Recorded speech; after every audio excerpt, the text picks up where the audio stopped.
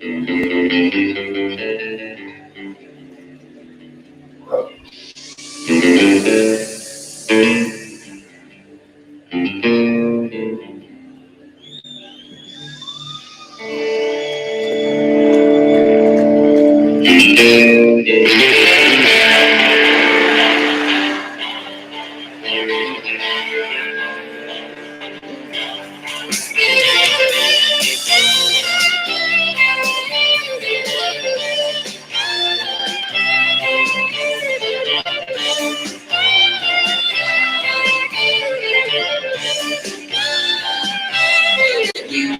do you do when you get lonely? I was waiting by your side. You've been running, hiding much too long. It's just your foolish pride. Got me on my knees, begging on me. Please, my time to give you consolation. You're a man, let me down. Like you, and I'm loving you. Got a whole world upside down. Got me on my knees, begging for me.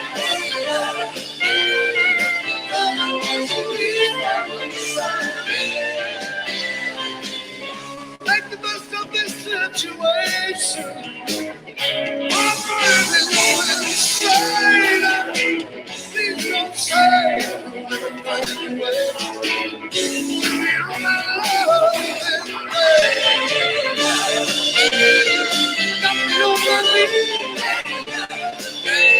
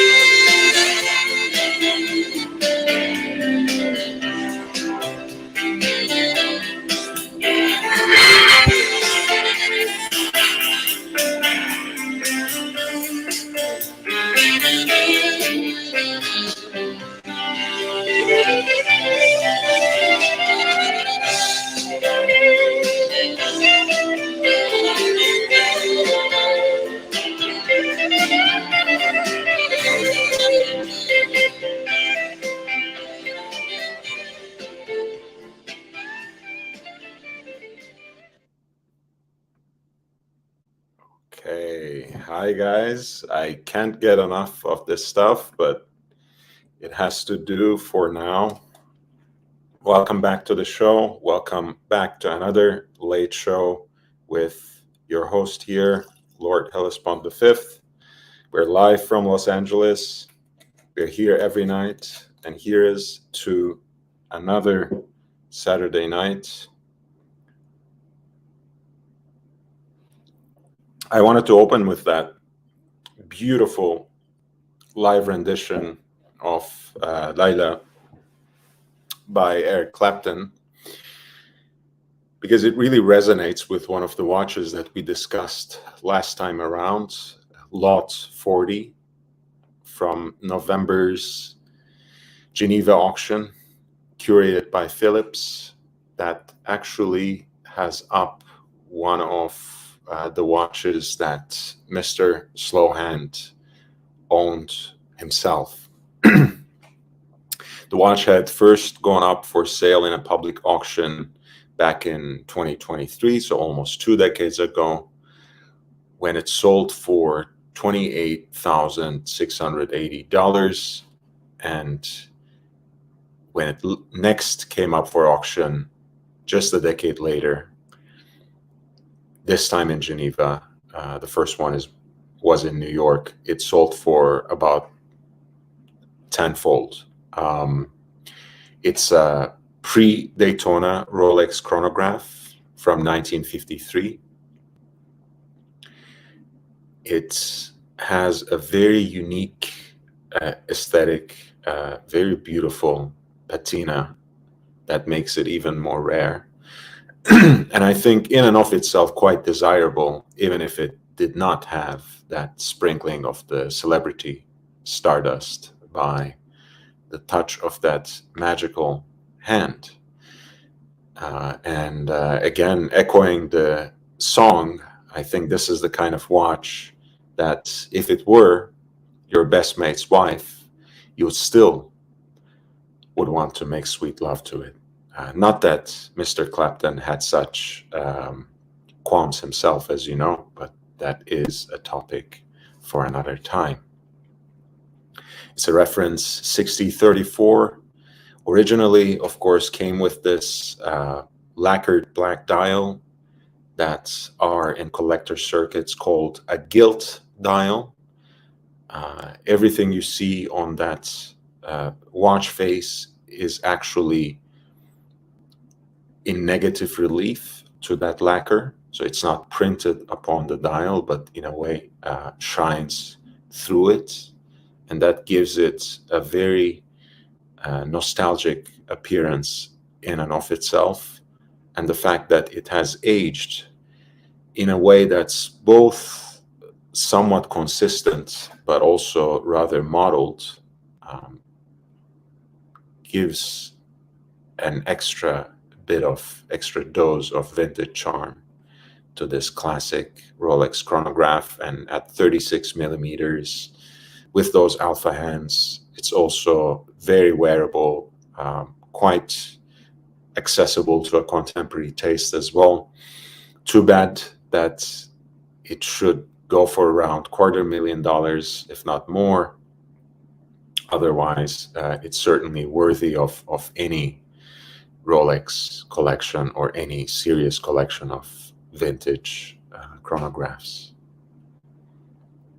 Of course, it has that multi-scale configuration where you have the tachometer on the chapter ring, and right next to it, right inside it, in a concentric circle, you also have a telemeter, which makes you feel like you are in the trenches once more, because that was the chronographic function that people who were deployed at the front would use when they would hear the shelling or hear someone taking a shot at them. They would engage the chronograph, and by the time that hits where you are, you would basically stop, and you would have at least a rough idea of how far the enemy is from that reading, where the centrally deployed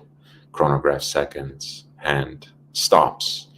And of course, seeing that the multimeter scales are actually written out, configured in miles, I'm assuming this watch was originally intended for the US market, but that's just a guess, of course, as is the case with Rolex. They're not necessarily forthcoming with specific, intricate details about watches that have been produced by them. That might change, we can always hope, but that's been their policy, and it's not, my guess is it's not for the lack of documentation, but the kind of power they derive from that sort of specific knowledge.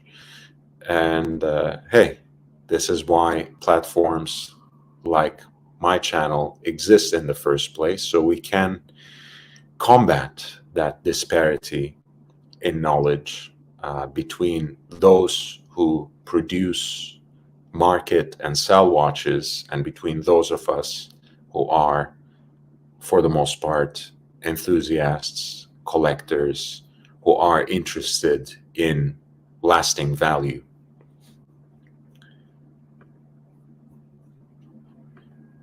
Hey, Nick, how are you doing, man? Feel free to jump on. I don't know if I managed to pin the link, but there it is. And I'm going to actually also send it here again, paste it in the chat. Feel free to jump on. As always, you're always welcome on this channel. You don't have to give advance notice of any sort. I wanted to start with some thoughts about dress watches. I was just reading this piece by one James Stacy on Hodinkee that gives you a primer on dress watches, which are coming back in style right about now. There's more to life than steel sports watches. Now, I actually agree with the premise of this piece in large part, but I want to drive a little bit of nuance into this conversation, because oftentimes it's easy to dismiss the revival of dress watches. And by dress watches, I don't just mean these more modern, stylized, contemporary versions of these watches produced by, say, H. Moser or Laurent Ferrier, different genres, but contemporary sizing. I'm talking about the more classically proportioned dress watches that are somewhere around 35 to 37 millimeters in case diameter,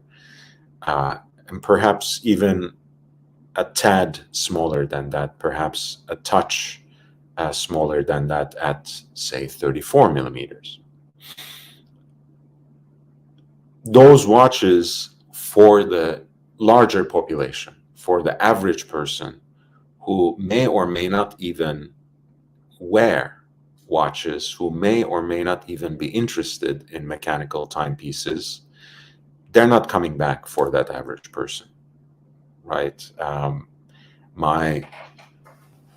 course, Archie Luxury used to say that it is the hormones in the chicken that made us so much bigger, and our tastes in watches, in wristwatches, has changed accordingly. And that is an important insight, actually. We are taller, larger, bigger, and more morbidly obese, if you excuse me for the expression, than previous generations, than our ancestors. And it is certainly the case that smaller diameter watches are not making a comeback in the mainstream anytime soon, purely for that reason, right? Because what looks actually nice and appropriate on a thinner wrist looks like a little dime piece or a nickel or whatever you want to call it on the wrist of someone who is 200-300 pounds and maybe 6 feet or taller. But dress watches are coming back. They are having an important moment in the collector circuit.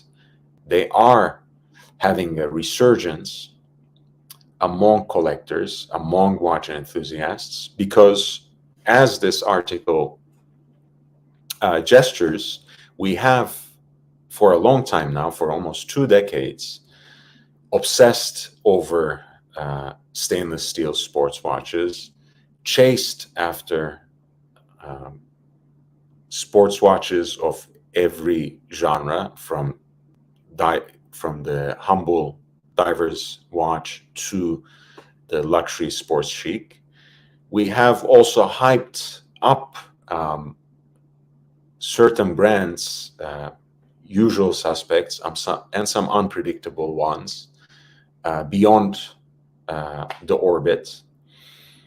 And it turns out that most collectors still lust after watches, but the only genre that they haven't properly explored, the only kind of watches that have remained to them are the dress watches. So they are hot right now because for people who collect watches, for the average person who is engaged in this community of watch enthusiasts worldwide, who scour the internet for their next watch, that's one blind spot most people have in their collection. So as it happens, the article is both right and wrong, or both right and perhaps too general in a certain sense.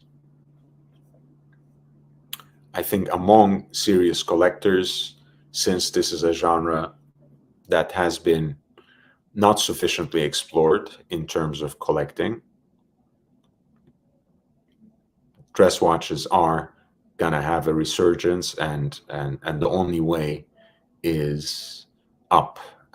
And hey, if you like striking deals in the secondary market and you are looking for a dress watch that is hot at the moment or that has been dropping, I would highly recommend that you wait for the summer, right? In the globalized, social media-tized fashion industry, seasons may have seemingly disappeared, but the natural cycle of human life never really changes. There is a natural history and tendency to it, and it is a proven fact that people end up chasing after summer watches, fun watches, sports watches when that season hits.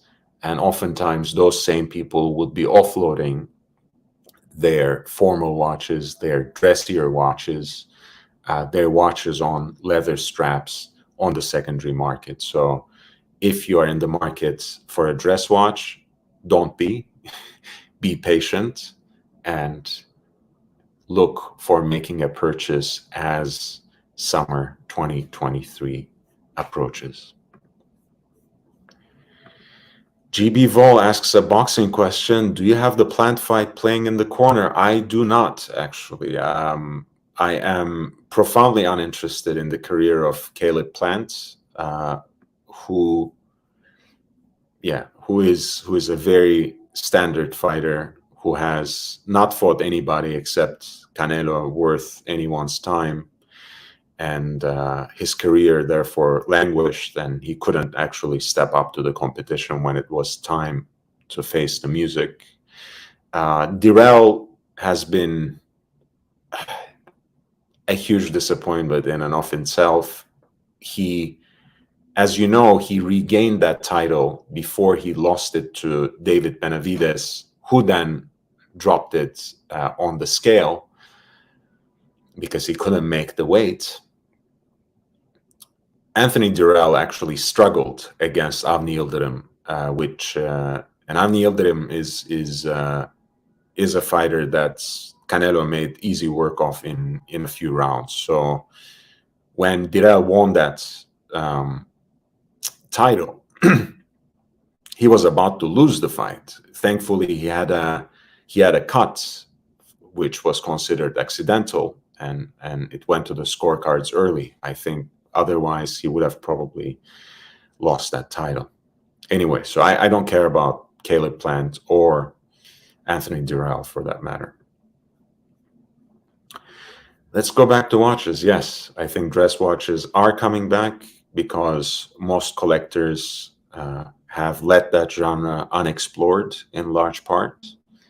And there are so many great options, especially on the secondary market, especially if you are willing to venture into the vintage market.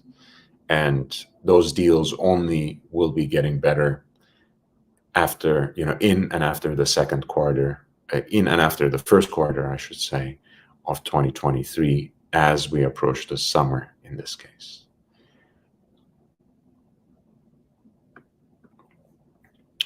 So let's start off with a real heavyweight when it comes to Christie's upcoming auction in Geneva. And that is actually a watch that we have explored in the last few broadcasts, a reference number rather, which we thoroughly dissected and examined as we were discussing the Monaco Legend Group auction, which had a preview in Milano that had a meeting around this particular reference where they had 15 examples of it in the same room. And this is the Patek 1518, which really puts Patek on the map as the maker of complicated watches, perpetual calendar chronograph, first of its kind in serial production. Only about 281 examples to be found in all various case materials. They are more common in yellow gold than any other precious metal or steel for that matter, of which only 4 examples are accounted for. But no one had seen, at least not for sale, an example of this that was double signed by Cartier. And in this case, apparently it comes with some extra goodies that prove that particular provenance. The watch itself comes from the tail end of the Second World War, 1944. Dark times for the world and for many, but not necessarily for the Swiss watch industry, which really seemed to be finding its footing, if anything, in the 40s. And this iconic model in this unique configuration was retailed by Cartier in 1944.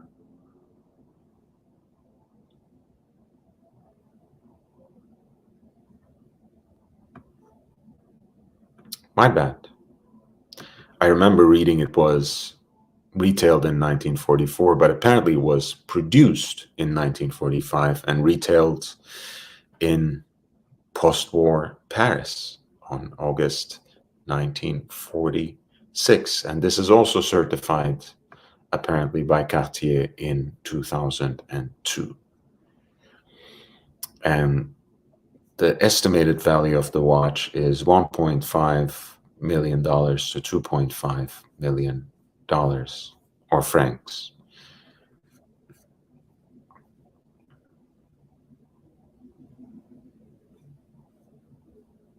This is certainly the centerpiece of that auction. It is possibly a unique piece, certainly the only one accounted for in historic reference number and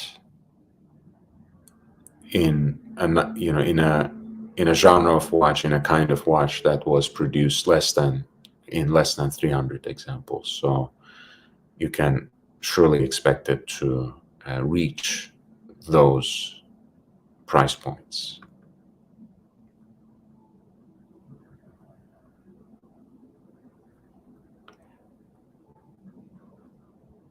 There's a beautiful platinum perpetual calendar with a minute repeater. I'm sure you have already recognized that by the slide at around 9 o'clock right there. Stark contrast between the platinum case and the black dial, which is matched with that pitch black night sky of the moon phase, I think gives this watch a very modern, very contemporary appearance, even though it comes from a very classical genre of a perpetual calendar. I like the fact that, much like the 1518, oftentimes that was a reference that had Arabic numerals as index markers. So does this platinum perpetual calendar, which is 5074P. Of course, this is a much more modern watch. 1518, the perpetual calendar chrono, was 35 millimeters roughly in case diameter. This is a 42 millimeter watch. Relatively big, but still quite wearable. It was retailed by Vempe from 2014, of only 8 pieces known. And in this case, the estimate is $450,000 to $700,000. They're also selling Cartier Paris Crash as well. This is a watch that shot up in popularity in the recent years, along with many other designs and creations by Cartier in the world of horology. It's in yellow gold, roughly from 1991, Cartier Paris, and this is estimated to sell around 120 to 180,000 Swiss francs, with the sexy lot number 69.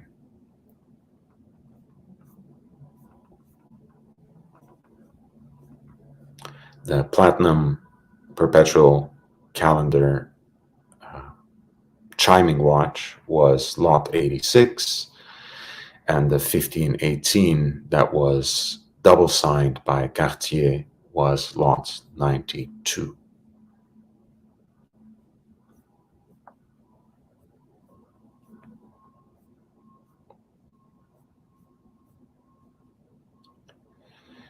Lot 128 is a beautiful lemon dial Paul Newman in 18 karat yellow gold, mounted on a matching bracelet.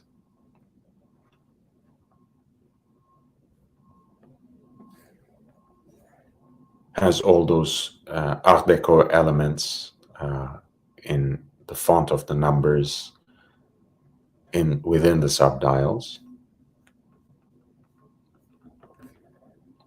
It's a reference number 6263 from that late 60s period. Again, a lot of the classic Rolex sports watches seemingly had their golden age then, even if it's recognized perhaps a few decades later. This is apparently one of the only 3 examples that are in public memory. And it is estimated to go for somewhere between 3 million to 5 million Swiss francs.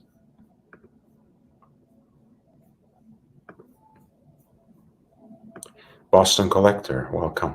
Welcome, nice to see you. Speaking of more conservatively proportioned, smaller wristwatches, here's one, lot 127. This is a Rolex Oyster Perpetual, which has given the inspiration to the Rolex Explorer, since this was very widely used among people who went out on that expedition to the Everest, as part of different kinds of groups.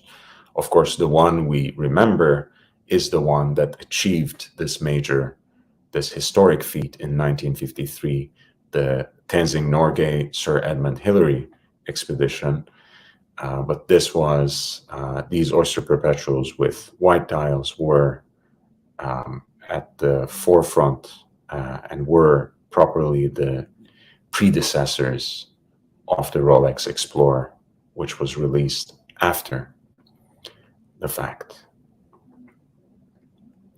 And this is one actually that was worn on an expedition, stainless steel, with a relatively evenly patinated white dial that has turned into this, light latte color. Maybe let's say it's mocha. Honestly, I'm not sure how attracted I am to that particular dial, but it is what it is. As it happens, when it comes to watches from this period, from this kind of vintage, you would most certainly prize something like this over an example that has a dial which has been restored, which has been painted over, which has been refinished. So this is still great, and I think that heat blued seconds hand is a great contrast to all these other gilt or golden accents on the dial. Historically meaningful watch, made in 1953. It's a reference number 6298, and actually is signed and attested by the son of Jürg Marmet, who had worn this watch on a successful expedition to Mount Everest on May 23rd, 1956. And in this case, the estimate is 20 to 40,000 Swiss francs.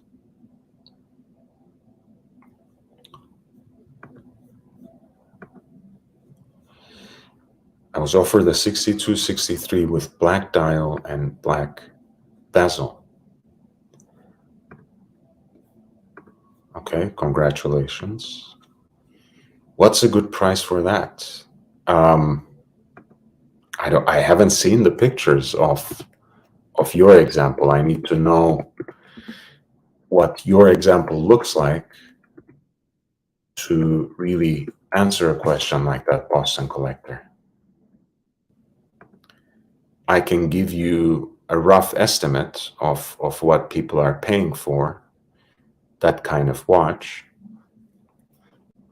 But I would say, depending on how well preserved it is, depending on how desirable it is, if it comes on its period correct bracelets, if it has any documentation following it, so much as a Rolex service card, all of these things can make a difference. But I would say anywhere from $65,000 to $85,000.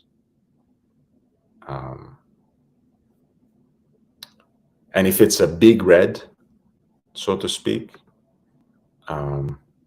Meaning if it has the Daytona writing over the hour counter at 6 o'clock, it would be even more desirable, right? They have a certain premium attached to that.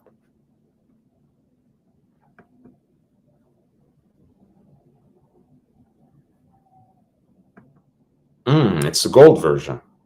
Okay, so now we're talking about the slightly different ball game.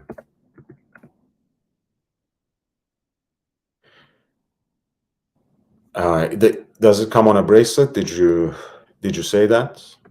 Because for gold watches, that does make a lot of difference.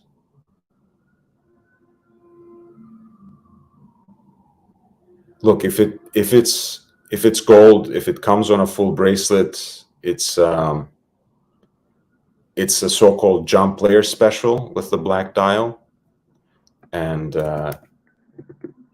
Daytona jump layer specials are, no pun intended, quite special watches. So they can go for a lot of money, especially if it's. Is it the exotic dial or is it just the black dial? Because I think technically it needs to be the exotic dial to be called jump player special. In either case, I think if it's coming, as you said, on the full gold bracelets, yeah, I would say 100,000 and up, 125. It's 62, 63 with the black dial, the plain Jane black dial,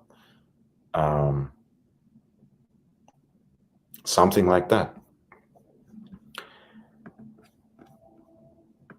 All right. Going back to the rare watches that Christie's is offering on their November 7th auction in Geneva. This is a two-tone Audemars Piguet Royal Oak Jumbo from the first generation. So it's a 5202 SA. Apparently comes with the certificate of origin, certificate of exhibition from Audemars Piguet, apparently. It was used in the 50th anniversary commemorations of the Royal Oak, which is an interesting detail. Early enough example from 1977, and in fact the first example, seemingly, of the two-tone version. And I guess by that honor, it's estimated to go somewhere between 200 to 400 Swiss francs. This is the first two-tone Royal Oak Jumbo, extra thin in the series. Next up, we have stainless steel Audemars Piguet Royal Oak. It's claimed to be possibly unique with a green dial. Reference number is 25654 from 1997. Emerald green dial, diamond indexes, serviced in December of 2021. Honestly, I have never seen anything like it, and the guillochage on the dial, pardon me, is quite rare as well, especially in that emerald green. The diamond indexes, it may have been for some sort of special customer, but there we are. Sold in the September of 1997 and comes with a certificate of authenticity, possibly unique. That was lot 105. And we have a rainbow with the Florentine bracelet, that frosted white gold bracelet, an octagonal bezel set with various colors of rubies, or of sapphires, I should say. An open worked dial that exhibits the movement. This is the Royal Oak Rainbow at lot 101. And it is from roughly 2021 with a 37 millimeter case. Comes as a full package, understood or expected to fetch somewhere between 200 to 400,000 Swiss francs. We took a look at the double-signed Patek Cartier 1518 Perpetual Calendar Chrono from 1945. We took a look at the Perpetual Calendar Chiming Watch from Patek Philippe at lot 86, 5074P. We took a look at the crash at the sexy lot 69. I'll pass over this one in silence, not my favorite genre of the watch. We have a gorgeous Voutilainen piece, of course, distinguished by the kind of design elements that you would see on the dial, from the original take on the palm / Breguet hands to that variety of decoration that you would see on the dial. Of course, there's a small inversion in the usual conventions where you would have the branding near 12 o'clock and probably the small seconds on the side of 6 o'clock. But Voutilainen is, of course, not someone who is afraid to take a challenge. And as you can see, both the case and the dial carry the unique marks of a Voutilainen watch. Kari Voutilainen is not only one of the most distinguished independent watchmakers of our time, he also has his own dial maker. He also has his own case making manufacturer. So he has that sort of advantage over some of his peers. And this is at lot number 63. It's a limited edition platinum high precision watch by Voutilainen. It is what the Italians call destro, to be worn on the right hand and to be wound with the left hand, as you can see, with the crown at 9 o'clock.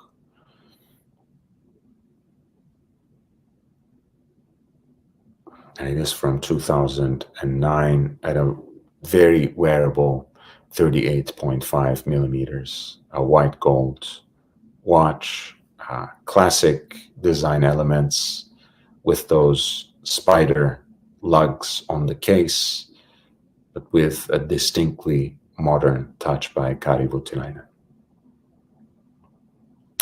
The estimated value of the watch is 50 to 100,000 Swiss francs. Here's a watch that we have seen, an example of which is also offered by Philips in Geneva. You know, there are usual suspects. Patek Philippe Perpetual Calendar Chrono is one these days. An FP Jaune Tourbillon Sovereign is another. And there we have it at lot 62. It's a ruthenium dial model. 38, number 38 out of 99. And it's a platinum case with the matching platinum buckle. And they have valued it accordingly, out of a limited edition of 99 pieces, 300,000 to 500,000 Swiss francs. And finally, we have a 5711 with the Tiffany blue dial, of course, retailed and double signed by Tiffany and Co. at lot 34.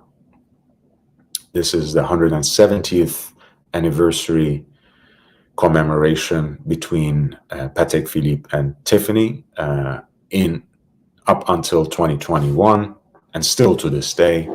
Patek and Tiffany have a relationship, partnership that has been going on for almost 2 decades now. And to celebrate that collaboration, as Patek had decided to discontinue this particular reference, 5711, in steel, they produced a version of it with the Tiffany blue dial in a limited edition of 170 pieces, one for each year of their partnership. And this example is expected to fetch somewhere between 1.5 million to 3 million Swiss francs. Could be more, honestly.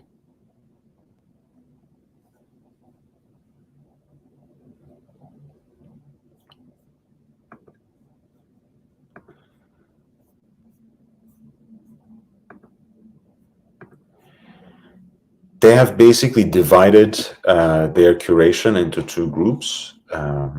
This was their own selection from their catalog of rare watches that are being put up for sale on November 7th. And here is what they called legendary and unique watches, which is a wider selection and has a lot of fascinating pieces. As I usually do, I will simply share the link with you right here. So feel free to open that page in another tab and suggest to me lots that I should be paying particular attention to. GB Vol is kind of giving us a play-by-play for the fight that's going on right now. I don't even know what he's talking about at this second, but should be an exciting fight. I have started the habit, by the way. You can go back and check on this, the previous broadcast. I will, from now on, in any one of these long broadcasts, take at least a moment somewhere towards the end to give you an important recommendation, to share with you a certain lead, to share with you a tip to buy a watch on the secondary market. Sometimes this will be in the form of very specific links. Other times it would be in the form of general advice. I have something coming up today, very soon, so stay tuned for that. There's so many interesting watches from relatively unusual places that you can come across. And I think most of them fall through the cracks because there are some incredible deals, I should say, that no one pays attention to for the most part.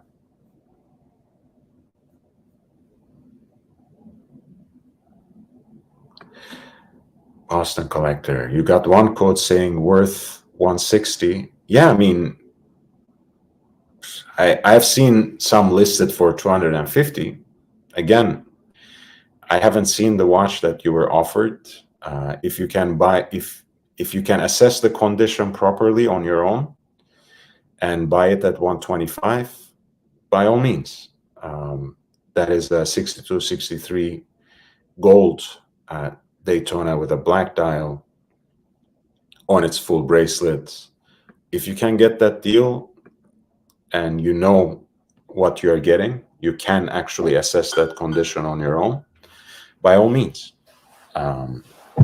If you need any serious help, professional help, feel free to email me with the information below, and I'll see what I can do to help.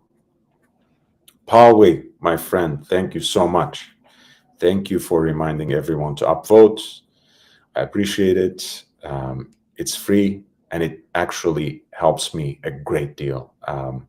That's all I need, guys, more exposure. So hit the like button, spread the word, share the link, tell all your friends, and we will be at the next landmark in terms of subscribers sooner than later. I just need 1 second from you guys, just 1 second. Let me put up an interesting piece. GP.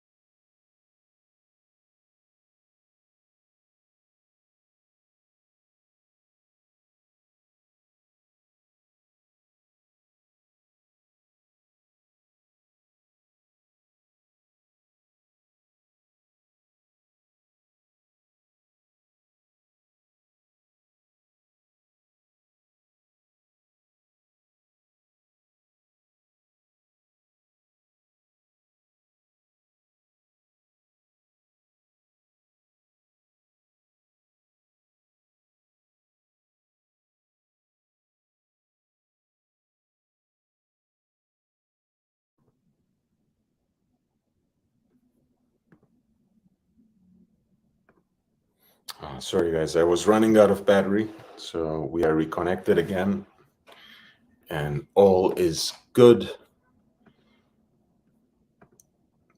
Now, as I mentioned, they have basically divided the auction into two.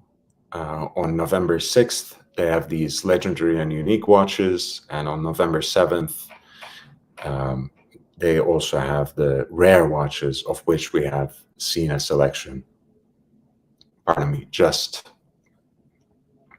a minute ago. These have a lot of sporting associations, if you can see, a lot of interesting chronographs, some more complicated watches, some less complicated ones. I have dropped the link if you want me to highlight any one of them, but I will give it a slow scroll at first so we can get a more general idea, and we'll work our way back.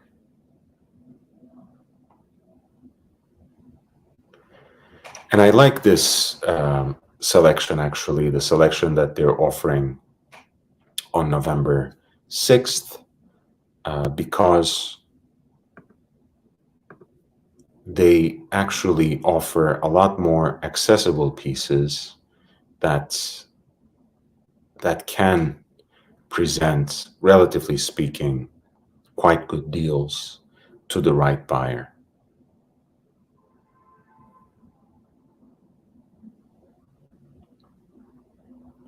And it's a very uneven curation, right? And for that reason, I feel like some of these watches might well slip through the cracks and might present interesting opportunities for those of us who are looking for decent deals on the secondary market. Now, again, I want to remind you that the auction circuit might not always be the best place to buy watches on the secondary market.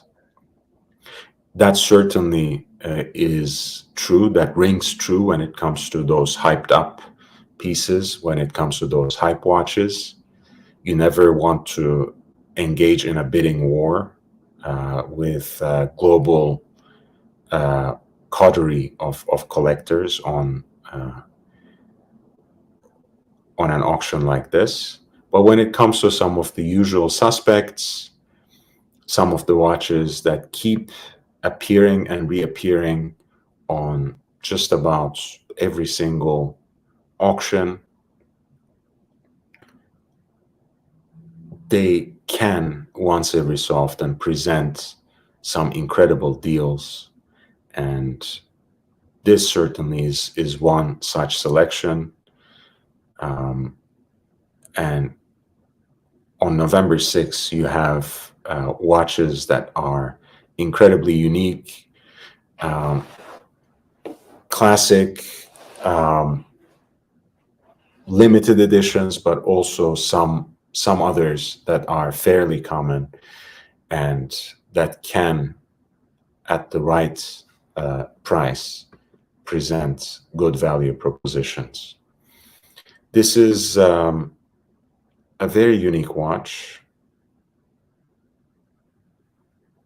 made on the occasion of the 7th Constructors Formula One World Champions. FP Jean, Grande et Petite Sonnerie. It's a chiming watch. You see it comes with that petrol blue dial that betrays those origins. It has that signature style of FP Jean that makes it almost immediately recognizable.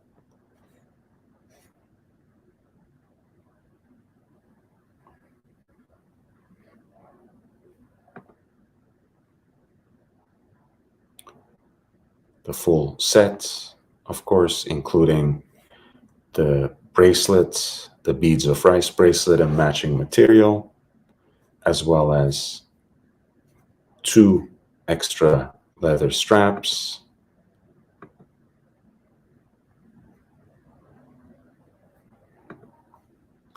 This is again a very unique watch. I think it's probably one of a kind.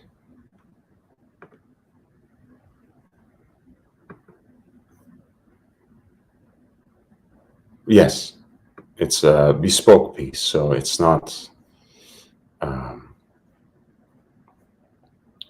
going to appear anywhere else anytime soon.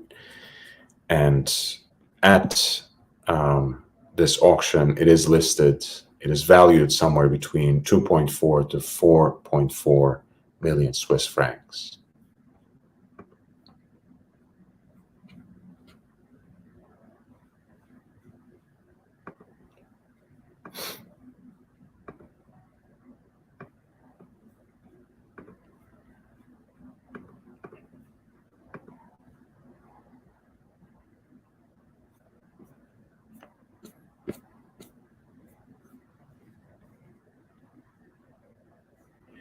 We have another Vacheron Constantin in the Mercator style. This time, the Clausenet enamel dial actually depicts a red Enzo Ferrari with the signature. It has a unique way of displaying time, of course, with those hands that splay out and come together, indicating hours and minutes. And in fact, its own branding is in line with the lines of design that decorate the dial of the watch.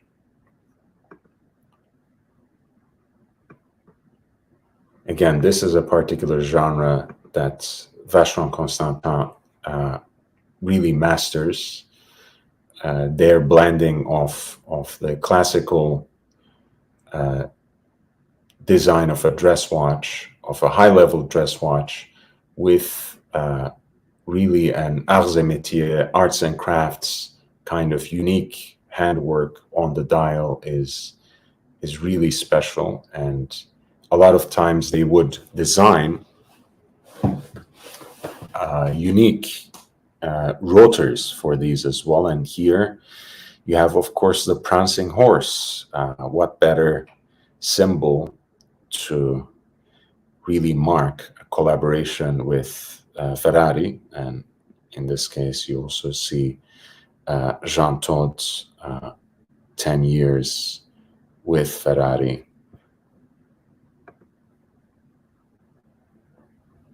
Comes with the guarantee in 2003. And it is one of a kind platinum Mercator with the Enzo Ferrari signature and a red Ferrari on the dial. And of course, you know, as unique as that time display is, as you can see, it has a particular way of drawing attention, or rather leaving the center of attention to what decorates the dial.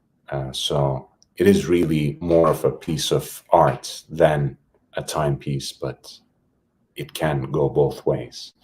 And this is lot 2109 for an estimated value of 100,000 to 200,000 Swiss francs.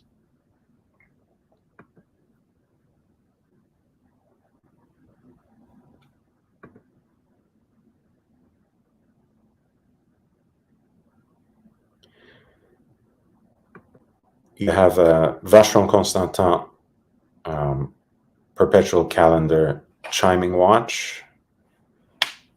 Comes with an exhibition case back, as well as the matching case back. As we mentioned before, this was a practice that a lot of high horological manufacturers kept until recently, because they didn't want to seem like they're cheating their customers out of that extra bit of material for the case back. So when they executed in early 2000s, for example, or earlier, an exhibition case back, a sapphire case back, they supplied also a matching case back in the material of the watch. And in this case, you have a minute repeater perpetual calendar by Vacheron Constantin with the leap year indicator as well, of course, at 12 o'clock, with the moon phase at 6 o'clock. That's double-stepped case with the spider lugs, again, very fitting of the Vacheron Constantin aesthetic. It's a very beautiful watch, classically proportioned, comes with the certificate of origin and box, 37 millimeters in diameter, and apparently the full case back is actually engraved with the owner's name. We can't see it here. Probably they want to keep that private. I think the movement itself is really beautiful, very nicely decorated, and as you can see from those skeletonized plates, it is inspired by those pocket watch calibers of old.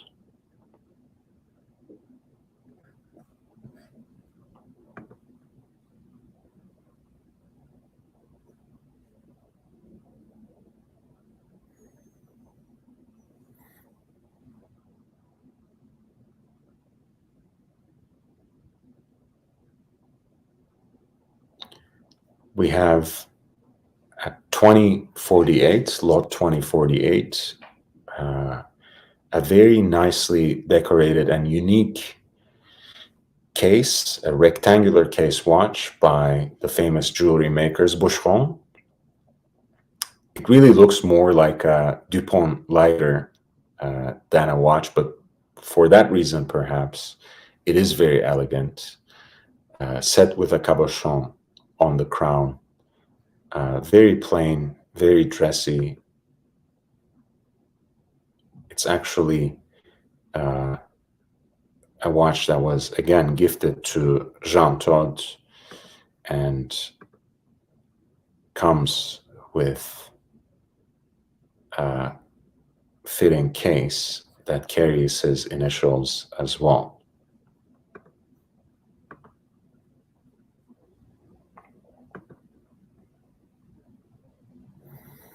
Roughly from year 2000, it's a model they call Reflet, and the estimated value is 3,000 to 5,000 Swiss francs. It's a watch with a quartz movement, apparently, so buyer beware.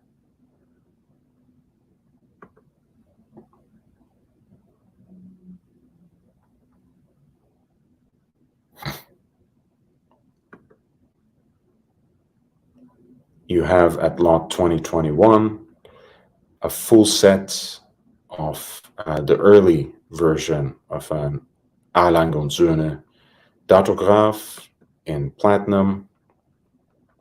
You can almost instantly recognize these, of course, since unlike later iterations and unlike the current reference of the flyback datograph chronograph, they don't have the power reserve indicator at 6 o'clock.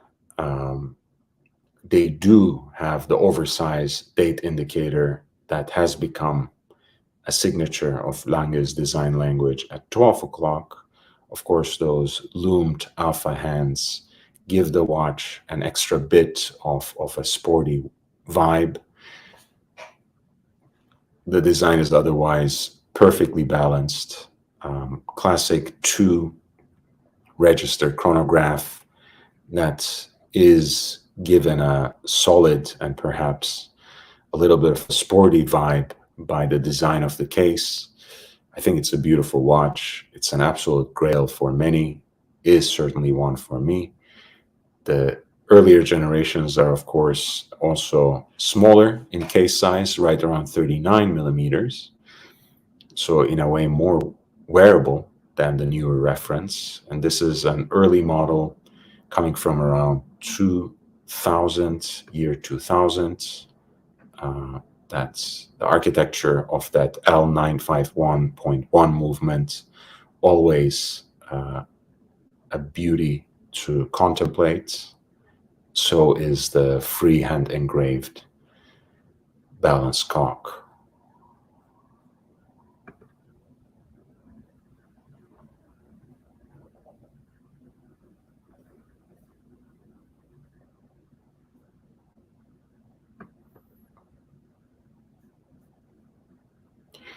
We have Gérard Perregaux that is made for Ferrari again for the 50th anniversary. Possibly a prototype, as it says, rare titanium, perpetual calendar chronograph made by Gérard Perregaux, again, much maligned today, but one of the esteemed and oldest Swiss watchmakers. 1997, again made for Jean Todt. In fact, it says manufacturé spécialement pour Jean Todt, so it is something that was made for Jean Todt from 1997. The estimated value of the watch is from 12 to 18,000 Swiss francs.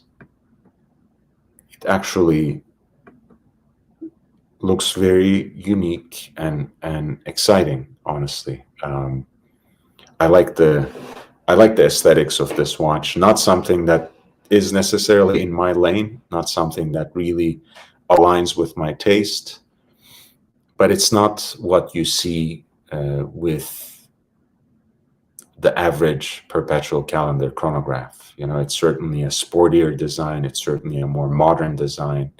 It's certainly with the use of the titanium, that particular black, that particular font for the Arabic numerals, and the red accents add up to something that's very different, that has a very unique flavor.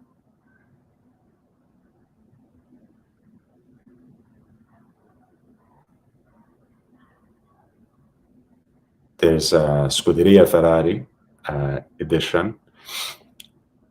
This was a split-second chronograph with the photoréant, with the flashing seconds at 9 o'clock.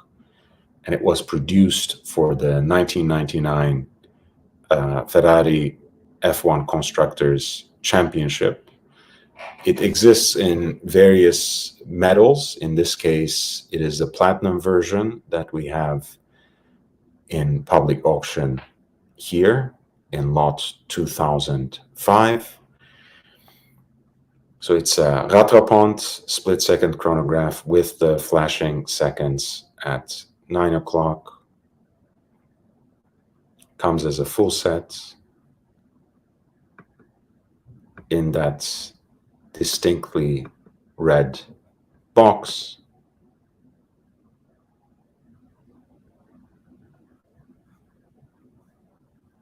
And the estimate is 15 to 25,000 Swiss francs.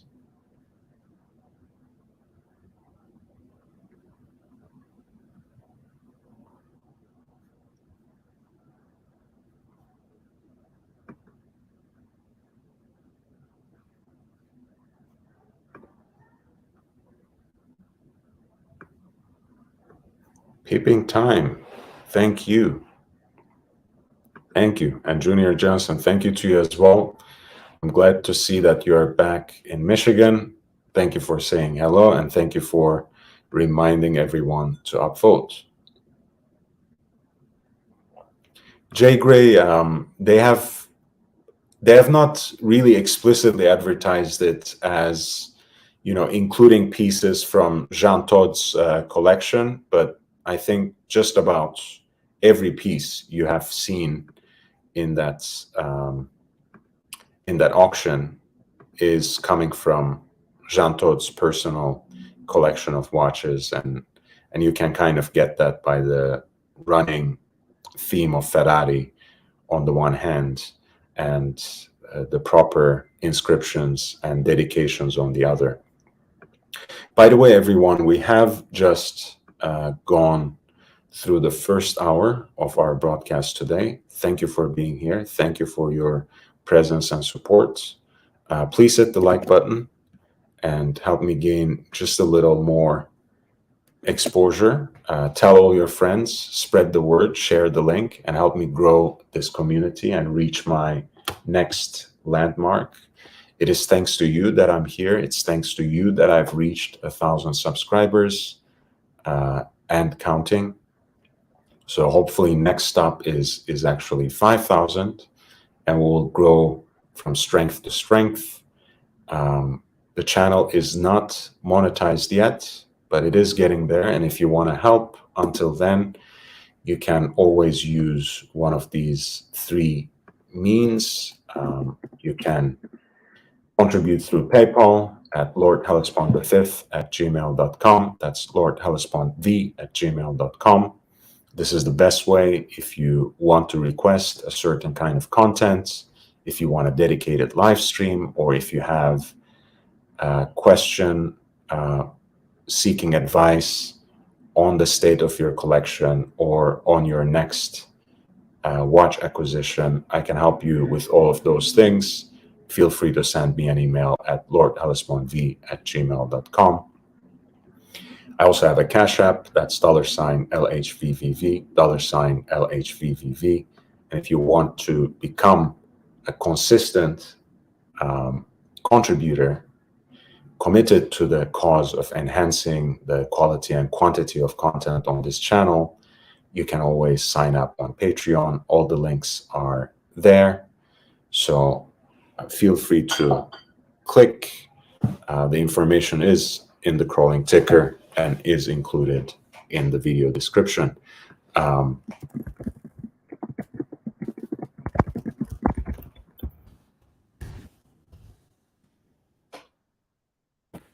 So St. Peter, hey man, nice to see you. The Bushhorn would be a great Tony Montana watch for sure. The one with the Goudron, those particular designs, that particular kind of engine turn decoration. JB is here. Nice to see you. Yeah, I had no doubt that Haney would win, to the extent that I didn't even bother to watch it. You know, we have seen the first encounter, and I've called the fight here for that one. Haney was dominant then. I was only expecting him to improve, so I'm not surprised to hear that. And Junior Johnson says, "Great to see we have passed 1,000 subscribers." Yes, it's amazing. Thank you so much, Junior. So let's continue with some of these watches. You remember, actually, since JB is here, I'm going to pull this up again. This particular split-second chronograph is a watch that we have discussed on this channel. It comes in, I think there's a stainless steel version as well, but it comes in precious metal. I've seen a pink gold version of it. The platinum ones obviously fetch a little bit of a premium. This is reference 9020. It's both a split-second chronograph and has those flashing seconds at 9 o'clock, or flying seconds, or what in French is called foudroyante, right? That makes a tour every eighth of a second.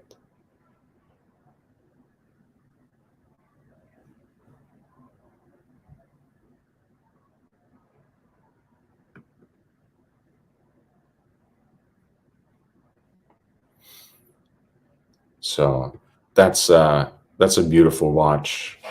They do, I mean, the valuation seems to be fair. If it sells closer to the bottom, I think that could be still an interesting deal. Those watches, the reference 9050 of the Gérard Perregaux split-second chronograph, rattrapante, foudroyante, can be found on the secondary market. They're not, there aren't too many examples, but when they come on the market, and they don't sell easily, so I'm sure you can strike some deals if that's a watch that you are intently looking for. Another GP at lot 2010. This is a chronograph made in aluminum, reference 4955. It is, again, inscribed for Jean Todt. Very sporty. Once again, has that edge of looking every bit of a racing chronograph. Aluminum case.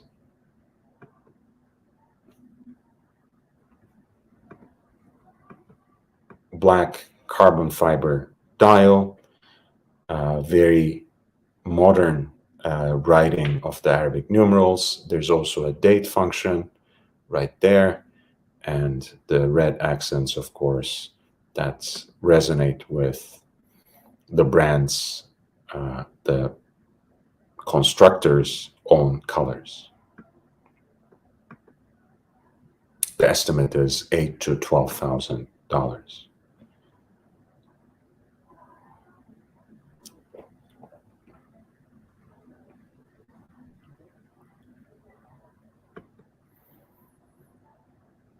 At lot 2013, we have a Royal Oak quartz in 18 karat gold with all the sharp hallmarks. It looks almost pristine, practically unworn, as is most of the watches here, roughly from 1985, and it is reference 56023BA, a quartz Royal Oak in 18 karat yellow gold with the white dial that has aged into this pleasant shade of cream. And it is also a reduced size as well, so more like 35, 36 millimeters in diameter than the 39, which is the original sizing of the Royal Oak as it was designed and introduced in 1972.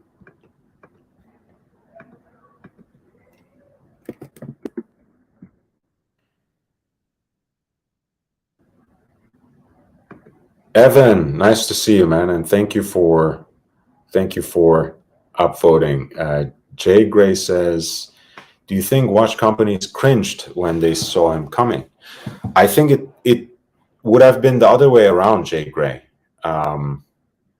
because in this case, all of these companies, at some point in time, whether we are talking about Audemars Piguet,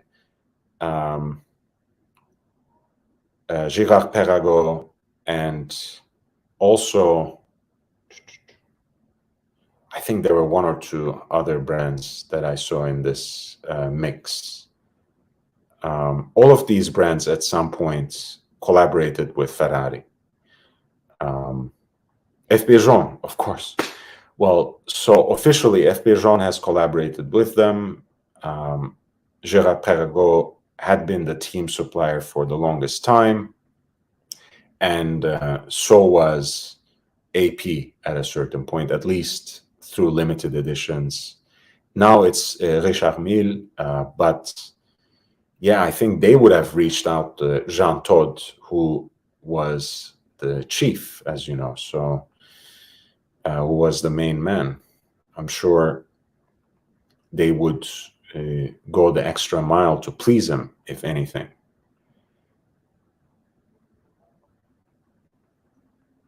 For example, this is the enlarged Audemars Piguet titanium and platinum limited edition dual time. It's the offshore version, as you can see from all the fixtures and the particular finishing of the bracelet.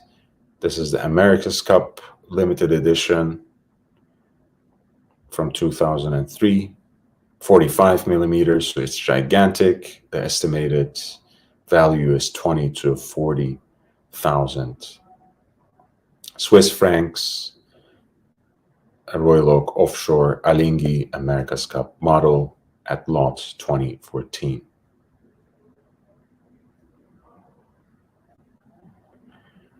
Another Alinghi, City of Sails. This is a platinum automatic chronograph.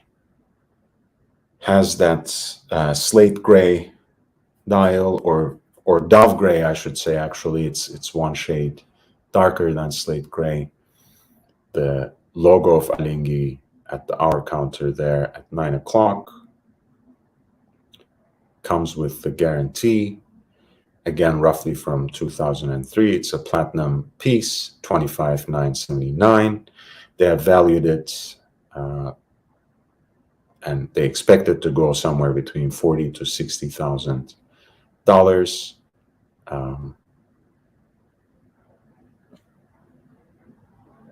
This was made only in 50 pieces in the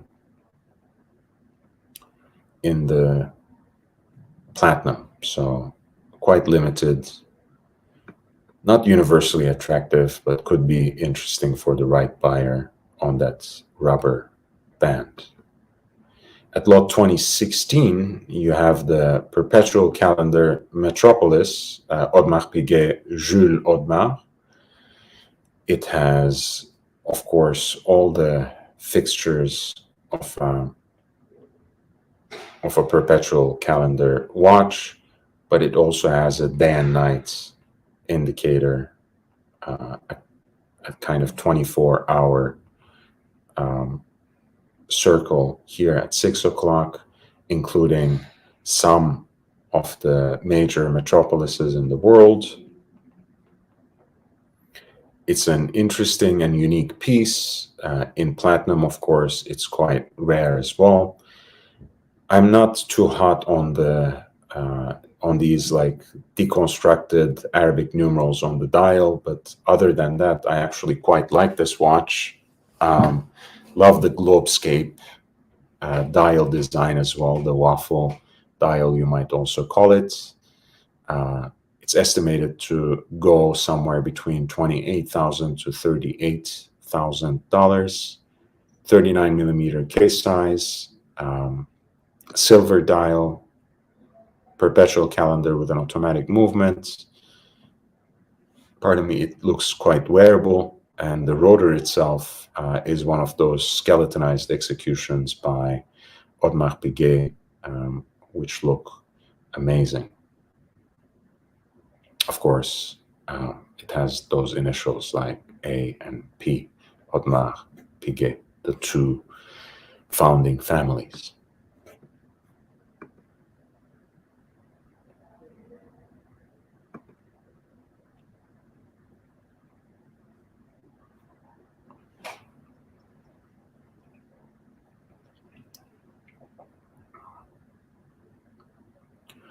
We have a nice Audemars Piguet dress watch, quite elegant in 18 karat yellow gold with a stepped case and an automatic movement.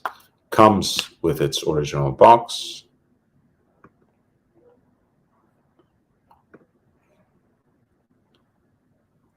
Is again inscribed to commemorate Jean Tod's birthday, which is February 25th. That watch belongs to 2004. I think it's a nice dress watch. The estimate is quite reasonable as well, 3,000 to 5,000 Swiss francs. This is lot 2018. A reference 14675 BA, Audemars Piguet dress watch that once belonged to Jean Todt, if that's of interest. And of course, if you do care, that's the Maserati emblem that is engraved on the case back as well, the trident.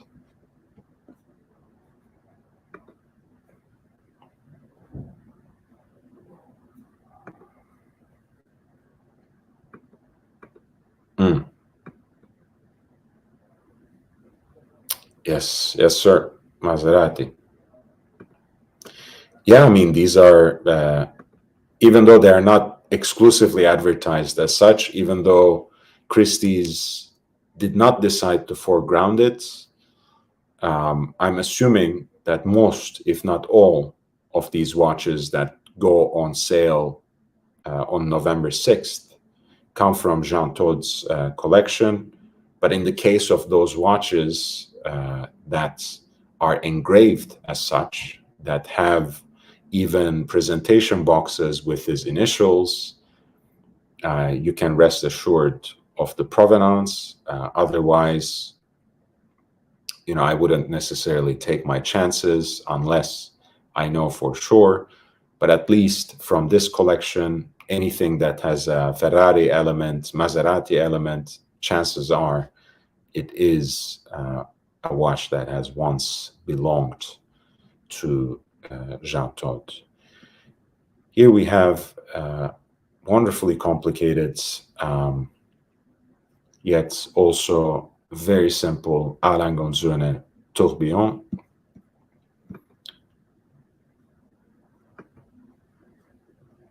It has that beautiful silver dial. The tourbillon is right there where 5 o'clock would be, I guess, in a traditionally configured wristwatch dial. There, of course, it is more so between right next to 4 and 5 o'clock, and in fact kind of takes over 4 to 6 o'clock right here. You have the power reserve indicator, the oversized dates that you can adjust with This pusher right there at 10 o'clock, 10 and 11. It's the Lange 1 case, of course, but with a tourbillon. The beautifully patinated German silver 3/4 bridge plate is for all to see through the exhibition case back. And of course, in this case, the two pieces of that balance bridge on the back are quite a delight with the floral engravings that are applied by hand. Very artistic piece. And who doesn't like a tourbillon? I mean, I don't particularly care for them, but this one looks quite cool. Lot 2020. It's expected to go for something between 120,000 to 180,000.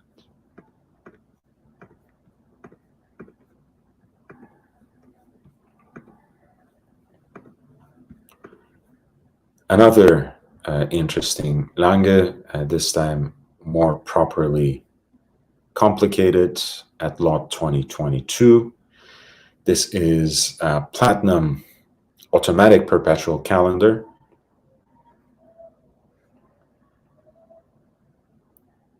Right, and that is written basically within that moon phase indicator and the central seconds as well. I should say small seconds, Zaxomat, the oversized dates, of course, leap year indicator, months, day of the week, as well as the 24-hour indicator in a concentric circle. Comes with guarantee and box, a full set, so to speak. That cannot hurt. And it's expected to fetch somewhere between 40 to 60,000 Swiss francs.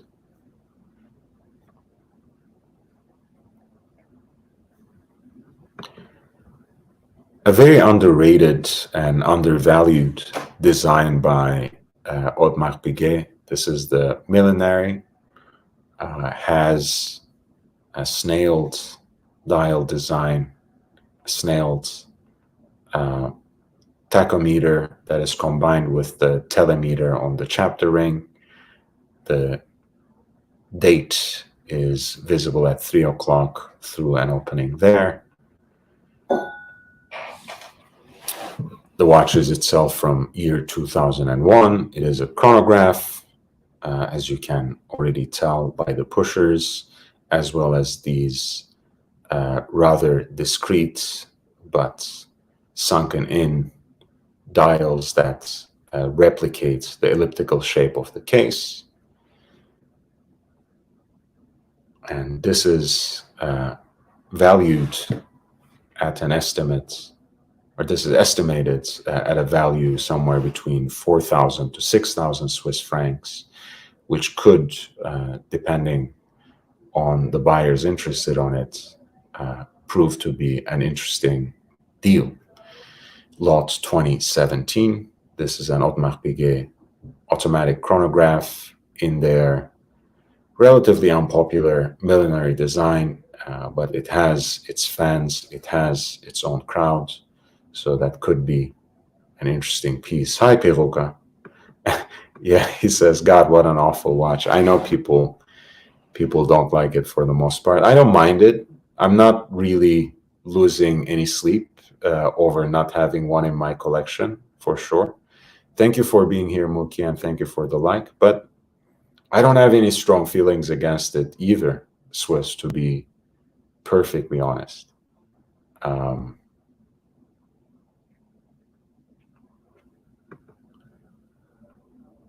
those perpetual calendars, is it a skill to set? No, it's not a skill. Perpetual calendars are, even those that have separate pushers for, the the date and or the day for that matter, the month and the moon phase, etc. It just takes time, right? The older calibers can be a little more finicky. You know, people will always recommend that you don't set them around midnight, say even between 10 p.m. to 4 p.m. so you don't mess with the mechanism that's already trying to jump the day and date for you. But it just takes time, right? That's what winders are for, honestly. I don't usually advocate for the use of winders, but if you have a perpetual calendar, you adjust it once, you wear it as often as you can. That's the ideal scenario. If you're wearing it just once a week or even less, you just get a winder, so you don't have to work on it every time. For me, it's a pleasure to really adjust and wind a watch. It's a way to engage with it. It's a way to bond with it even. For me, it's something that I enjoy doing, but for most other people, I know it can become a chore, in which case either wear your complicated watch as much as possible, as often as you can, or get a winder for it.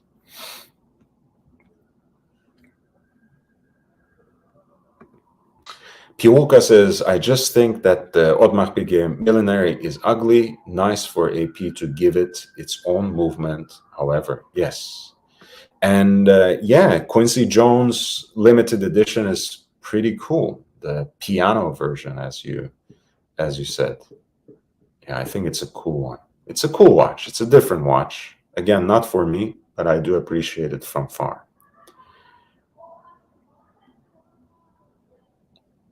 Aussie says, wind and wear, forget the calendar. Yeah. Aussie. Congrats on your promotion, by the way. Now I can greet you properly, which is yippee-ki-yay, motherfucker. You are one of us now. How many sets do you think you can go through before needing a service? What do you mean, how many sets? How many times do you have to reset before it needs a service? I don't think the resets put any extra strain on a proper calendar movement.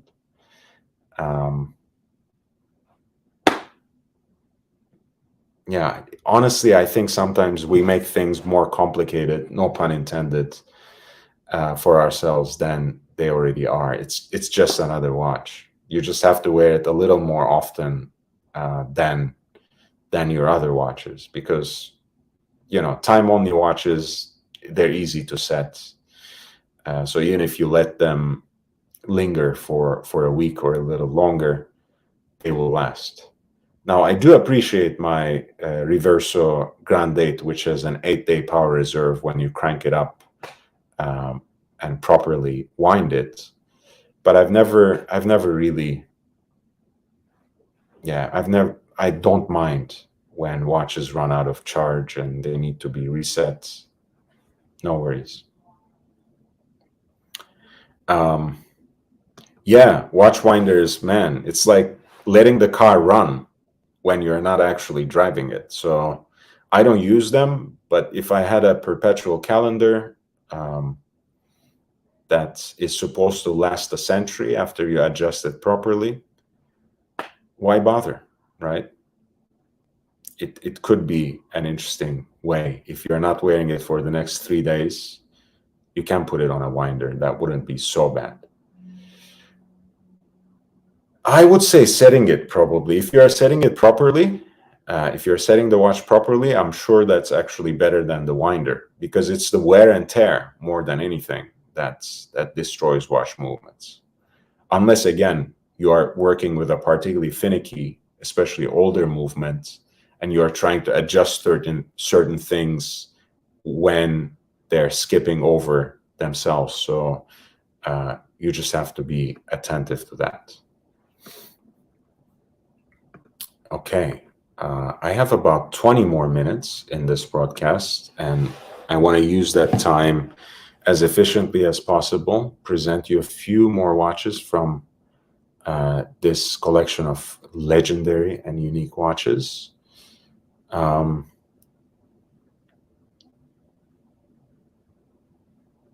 There is a lot of FP Jaune that we did not see. There is a unique platinum limited edition of the chronomètre Résonance, which, as we mentioned, is one of the signatures of FP Jaune as a watchmaker, because these two movements, the two separate watch movements that are inside this piece, actually regulate each other with a resonance mechanism, with a mechanism called resonance.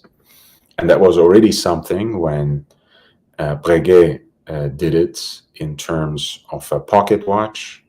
But of course, you are working there with larger dimensions, right? Which is 64 millimeter case, roughly. This is a 40 millimeter case, and it is a watch that carries not only FP Jaune's name on the dial, but also, once again, the initials of Jean Todt. So platinum chronomètre résonance.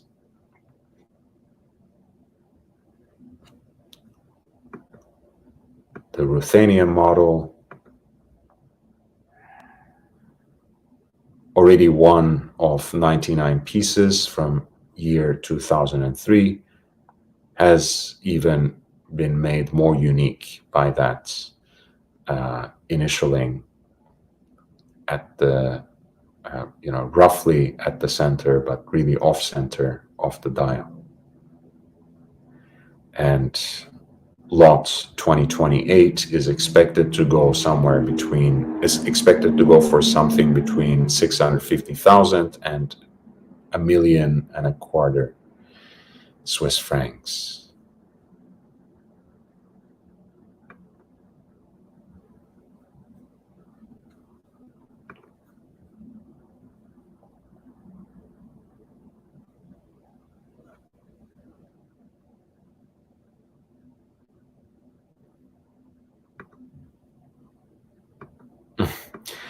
Yeah, Ozzy, if you think setting GMT watches, with the jumping hour hand are trouble, probably a calendar watch is not in your near future. Let's put it like that. They do take a little while to set, and if that's not something you enjoy, just don't. It's completely fine. There's so many different kinds of watches. There's something for everyone. Not everyone has to enjoy calendar, much less perpetual calendar watches, and not that they are extremely affordable and accessible at any rate. There's a beautiful large and dressy IWC watch here. It is the Portuguese Repetition, which is their classic enlarged dress watch with a minute repeater. Classic design elements of the feuille/leaf hands for the hours and minutes, small seconds at 9 o'clock, which give it a kind of vintage feel, with the Arabic numerals, as well as its enlarged proportions at 43 millimeters. This is a very unique and beautiful watch, of course, engraved at the side of the crown with Jean Todt's name, number 1. Very beautiful, quite wearable for a chiming watch, estimated to go somewhere between 30 to 50,000 Swiss francs. And again, the theme continues. Already a limited edition of 50 pieces, but this is number 1, and it is engraved personally for Jean Todt. An IWC Pilot's Chrono with the date between with the date at 4.5 o'clock in 18 karat yellow gold.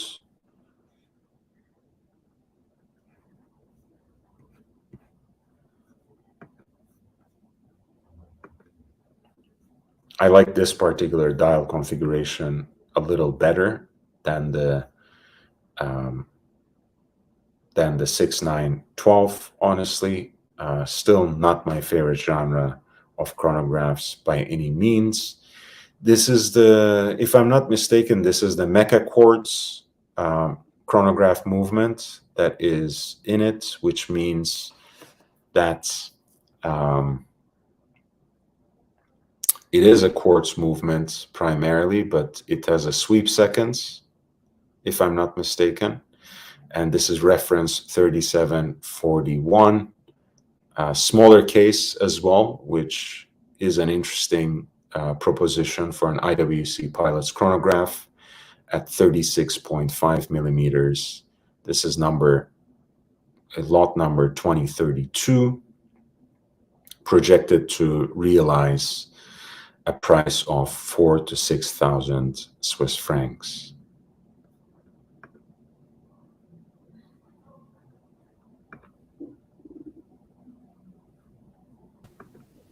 Oh, hey. Hello there. I've had time on other nights. I don't want to be disruptive to your topic of conversation. I know nothing about watches, so I'll sit here and I'll learn and maybe talk about watch winders with chat, but You're being extremely humble, of course, and none of what I said meant to imply, whether you know or don't oh know. no. I mean, like, I'm not into Lange and stuff like that, but I'm learning. But yeah, I mean, look, for the most part, I have been also a three-hander guy. That's what I really appreciate ultimately. I do like tinkering with more complicated watches. I do like my two chronographs that I have, the Breguet and Le Mania. But beyond that, I still prefer my more humble sports watches. So there's nothing wrong with them. Except I'm not bothered by having to set stuff. For me, that's actually half the fun. Just mic check. Let's see. Okay, did we get a red? Okay. Sorry, I got gain here. It's been a while. Yeah, I mean, it's nice to see you back, man. Yeah. Things are slightly easing up now. Slightly. There's a few things crossed off the list, and so I can slowly make my way back in. And my son's going to bed at a reasonable hour, so. Good. This is amazing. Like Jean Tot's collection, he's got a crazy number of watches here for sale. Yeah, I mean, look, it's a good deal, isn't it? That you are gifted and given for free all these watches, which you end up selling. That's a small fortune. It's pretty good. It's a pretty good. Just throw them in the back of the drawer for 20 years. Yeah, I mean, a lot of them look perfectly unworn. Again, I don't know if every single piece is his, but there are a lot of them that are his, that are properly engraved, that are, that carries initials, FB Jones, Gérard Perregaux, IWC, you name it, Boucheron, whatever. I mean, there's a lot. This is an IWC Grand Complication, which is a chiming watch as well as a perpetual calendar. It's a minute repeater as well as a perpetual calendar. I like it. It's not in the usual genre of IWC watches that you see every day, but they do also specialize in the making of perpetual calendars, so it's not really that surprising. Platinum, again, number 2, and it says Pour Jean Todt. So once again, it's his. Hey, it's good to be the guy in charge of the winning team, Right. Hey, Swiss. G'day, Swiss. Hello. How you been, man? I've been okay. How about you? Good, man. Good. Very happy. doing very well these days. Yeah, we are going apparently through Jean Todd's personal unworn collection of watches. Unworn. I mean, mostly, I mean, I can't see any trace of anything, and they're all box sets too. You know, like people who wear their watches, as much as they love them and as much as they obsess over them, they always lose at least a box or two, right? That's true. Mm. That's true. Because you move, you know, you have to stash things away. They're not always easy to locate. I don't know. I mean, again, no offense. I'm cracking, you know, a few jokes at his expense. But it seems like, you know, it is a good gig, you know, if you are gifted so many watches and you end up selling them. Hey, check this out. Check this out on that link I sent. Mhm. Just trying to see, like, what was Jean Tot wearing back in the day? I just pull up some stuff from 2003. And that seems to be the Lange Tourbillon. Yeah. Wow, let's So see. he was wearing some of these. No. Only the Langes, apparently. Yes. But let's see. This is 2003 from Yeah. San Marino Grand Prix. Yeah, it does look like the Lange Tourbillon. Look, oversized date. The Tourbillon. That's a great photo, actually. Normally, these wrist check photos are just impossible, right? it's what makes Rolex so much fun for wrist check, because it's just so distinctive in terms of like, and there aren't that many options. You know, you'll get the ballpark right before you get exact model, maybe, but it's pretty easy. But yeah. That's true. That's true. I mean, look, you have the Navi timer as well, which I think is, of all different kinds of watches, it's the easiest to recognize through time because it's so distinctive and slightly larger as well. But yes, you know, why do you think most of my early posts on Instagram in watch spotting are mostly Rolex? Because, like you said, they're easier to recognize, especially if you know what you're looking for. There's another early photo of Jean Tot. I'm not exactly sure year, but clearly it's in Schumacher's heyday of Barrichello, probably 2003 as well. I'm not sure. It's definitely a more squared off case.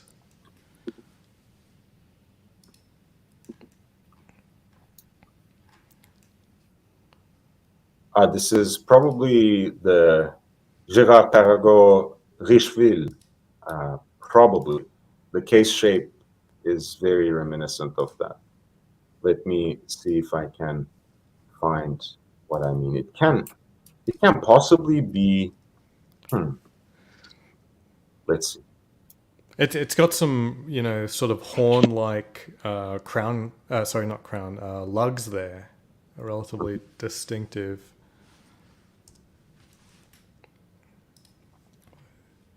Is chat guessing? No. Hey,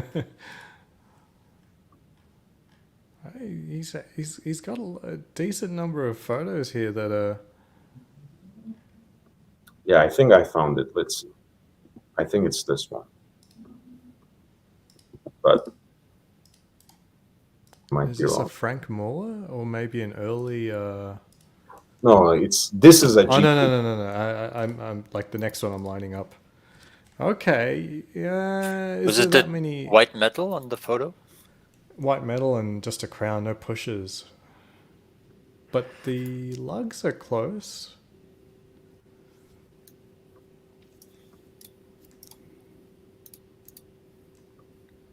That's a nice watch, by the way. I like it. The Richeville, I think it's Yeah. it's underrated. It's underrated, certainly.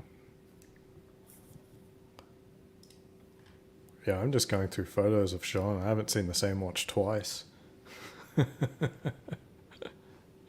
Well, I'm glad he was at least wearing them, man. Yeah, he might have actually worn quite a few of these. I'm just seeing like a barrage of watches, even though normally when you ask for photos of someone, they're not wrist shots, clearly.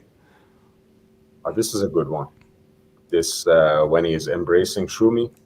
And that looks like the GP chrono, one of them at least. Let's see. I'm gonna try to pull which one possibly is. Jake Brooks is just asking what's on the wrist. I've got the Hulk today. I was out with my son, so this is the one that I wear when I'm doing something special with my son. We went to see NASCAR here in Las Vegas, or motorsport today. I saw a picture, I think, right? Yeah. Chances are this was the platinum that they produced to celebrate the 1999 championship. And it's a relatively fat case, so that's what drew me to it.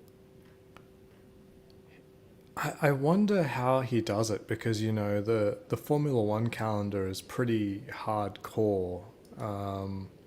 That being said, that in the 2000s era, I believe there were only a few parts of the year where they were doing back-to-back races, like Sunday. So they probably did have time to go back home before each race, back in that era. These days, I think there's a lot of the calendar that's like back-to-back for quite long stretches. And also, I mean, imagine the kind of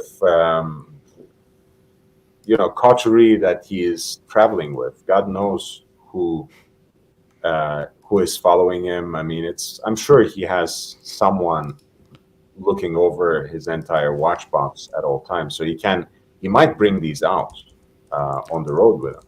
Why not? Well, there was I believe it was a Colombia Formula One or Brazil, where an entire truck was stolen with a Formula One car. This is it, I think, from that last picture. Can you imagine having to say to your team that you lost the car? Yeah. I know somewhere in South America an entire F1 team's truck was stolen.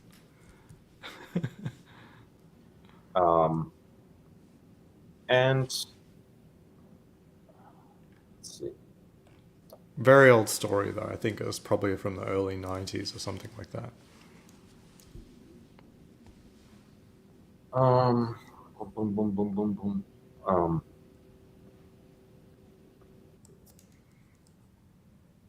All right.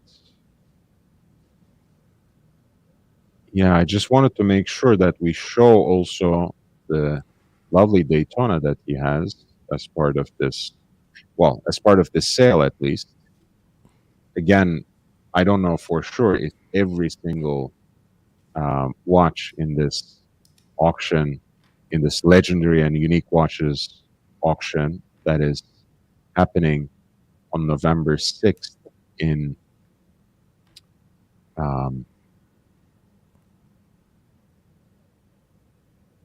Geneva but this is lot 2089, and it is Paul Newman Daytona in 18 karat gold. It's a 6241 reference number. And the estimate on this is rather high, 600,000 to $1 million.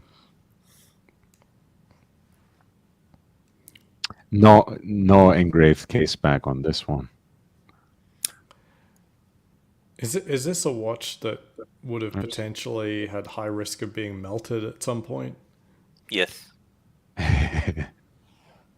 No. Yeah, it's surviving is unreal.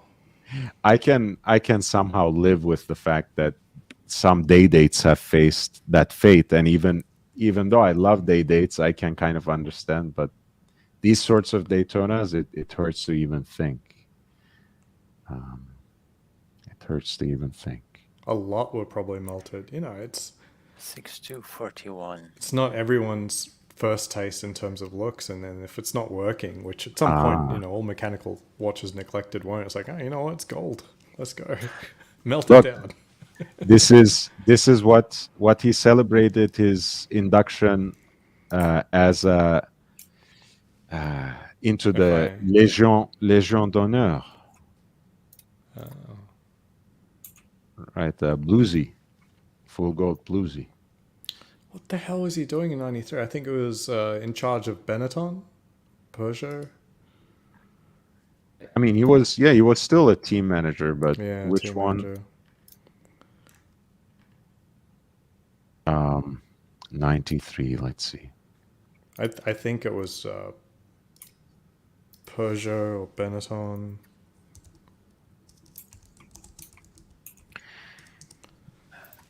Yeah, I think it's Peugeot. I think.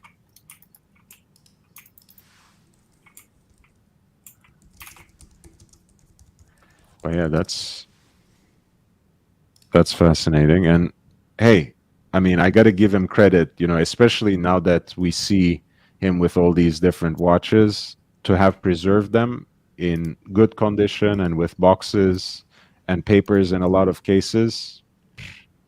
That's a feat. Even if he is gifted a lot of these watches, well deserved, man. Great career, anyways. But this is wonderful. This is a 16618 lot 2083, full gold Submariner with a blue dial, blue bezel. The estimate is 35 to 45,000 US dollars.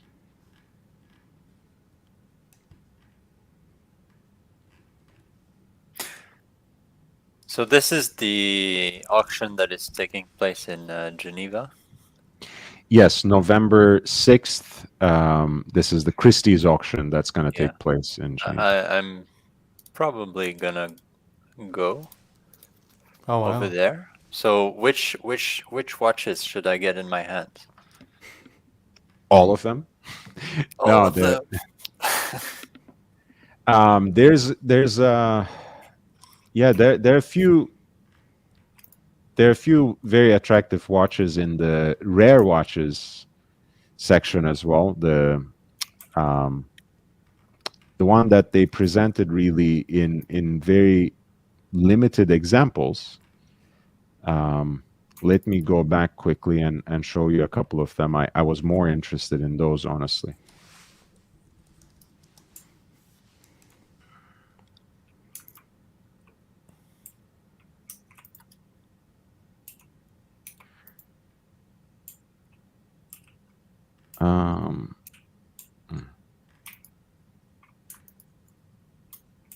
Yeah, because they have like this viewing room feature on their website, and they have a similar Daytona, for example, that's part of that auction.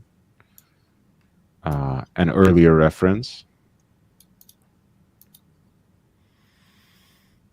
That's a beautiful watch.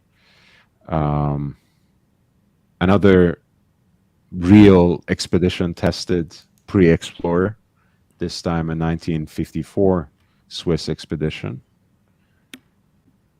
They have the very first two-tone Royal Oak Jumbo, Mm-hmm. the Nice. number one. They have what is possibly a unique example of a stainless steel perpetual calendar Royal Oak with diamond set emerald green dial. You see the guillochage seems quite unique for a Royal Oak. Yep. Not the best looking, but Yeah, I think probably someone think it's beautiful. Yeah, and the selling point is that it's possibly unique, more than how beautiful it looks. They have the rainbow. No, that's impressive. That frosted effect is so nice, but when you actually touch it, it feels like sandpaper. It's not the best, but it looks amazing. It's supposed to be hand hammered. Is that true? Yes. Yeah. Wait, what do you mean hand hammered? It's actually done by a jeweler. There is a poor guy who sits on a bench all day hammering the the bracelet to get this. That seems unnecessary. Well, Because the I whole know there's watch is machines that unnecessary. will, like a sewing machine almost will. Yeah, but do it, and you doing still it do with a by machine hand. is for cheap watches. Well, There's machines that assemble entire watches. I like Swiss's quip because ultimately all mechanical watches are unnecessary. All the work that goes into them, Yeah. because you know there's something better and more precise if you look at it that way. But Yeah, yeah, and I think look, the interesting thing is they get a guy, they pay him maybe $5,000 to do that, and they can sell the watch $100,000 more. So it's a good way The to up the I've heard the margin. downside is like refinishing something like that is clearly not easy.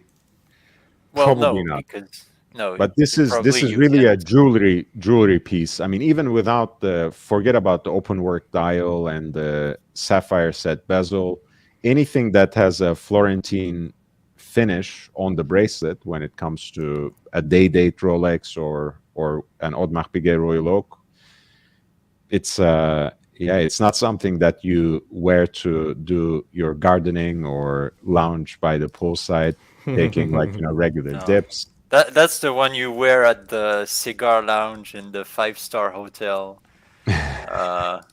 Flexing with the Rolls Royce that you just gave to the car guy. That's some Sounds crazy about right. watches. Valet, yeah. Yeah, the valet.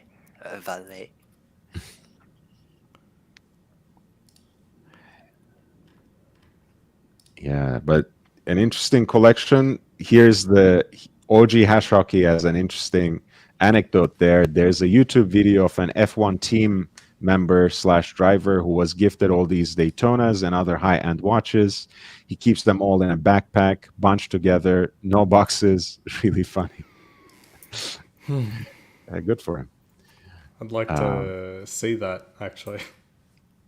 Yeah, if you remember Hash Hockey, which driver it is, I would love to take a look as well. This was, I think, in that first photo we showed, I think this was the tourbillon that he was wearing. Oh, that the millenary next to it looks like shit. Sorry. I'm looking at close-ups of these it's really Florentine finishes. I'm getting skeptical that it's done by hand in the way that you say it's done by hand, as in like it's Oh, just yeah, it it's is. just so many. It's just Yeah, it is. It is. It's like the tremblage or on the what's it called? The Allengonsune, the Handwerkskunst, as they call it.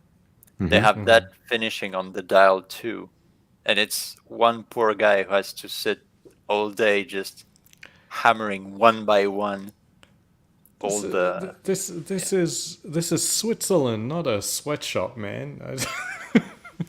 It is what it His is. hands, they're Yeah. gonna be nothing at the end of this process. Yeah. Well, But I mean, that's basically the job of the watchmaker.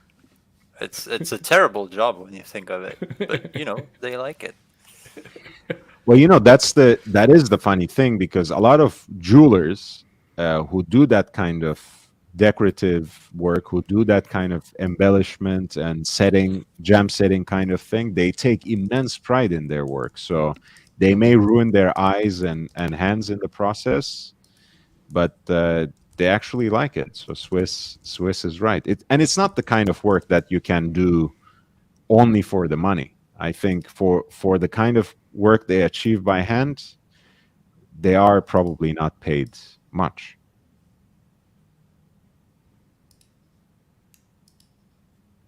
Yeah, it's like when you think of the guillochage, it's a terrible process. It takes ages. They can't Oh, make one little mistake because it's on it's the face of the laborious, dial. but it's not Yeah, it's not but like it's literally it's sitting the there same though. thing. Same thing. No, There's just one guy you're not even using thinking at that level. those antique machines, which I still don't understand why they don't make modern version of it. Those antique machines, and he is just spinning in a wheel all day, every day. And they're actually well paid because he's the only guy who has the nerves to do that. There's like one in the company, and everyone else is like, oh no, let him do it. I don't want to do that. It's You know, it's like a Ozzy, painting. it's a machine, right?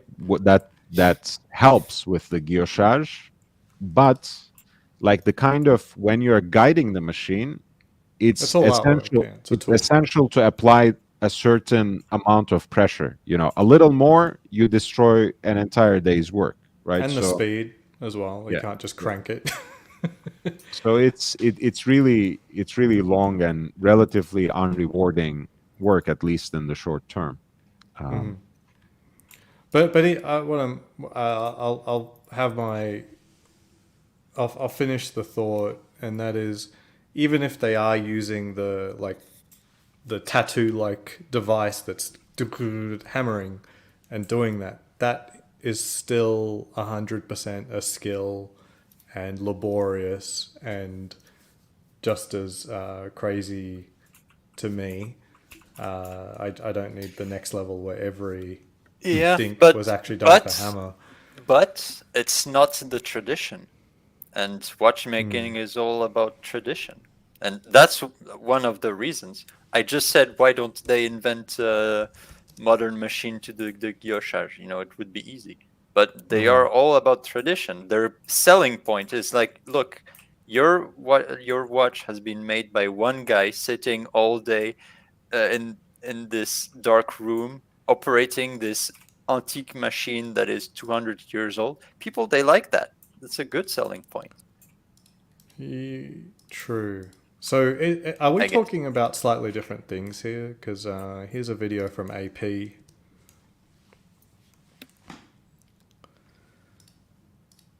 About 30 seconds in. Although it's not... Yeah, we'll see.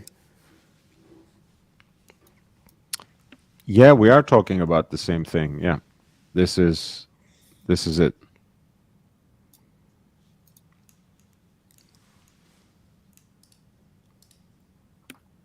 Yeah, I'm not sure if I can show that, so that's why I'm not pulling it up. But yeah, I know what you mean. It's the guillochage? No, it's 28 seconds they show it's the frosting. Doing the frosting. But they're using a machine. What? It's not a what to me. That's still by hand in my book, but it's you who set the expectation that disappointing. The hammering was done with muscles. Let me have a look. That would be super disappointing. I think basically it's somewhere between what the two of you guys were saying. So I don't think you'll be that disappointed, Swiss, because this is how Carolina Bucci does it as well. So who basically introduced it to the Audemars Piguet line. And that is actually a 13-second video. So I think I can show that, especially if I talk over it. So let me see. Yeah, and there's only about 3 seconds where you're seeing the machine doing its thing. Right here, this is Carolina Bucci, who still designs for Audemars Piguet, and this is how she applies that frosting technique on each piece of jewelry. Yes, this I could still consider it by hand. I do too. Yeah. So I wasn't trying to downplay it. I just didn't need it to the level 100. It's not, as maybe I was a bit misleading. It's not one guy with a tiny hammer and like one toothpick and doing it one by one. That is actually what they did on the... Do you remember that Vacheron pocket watch with the painting of the girl? Right.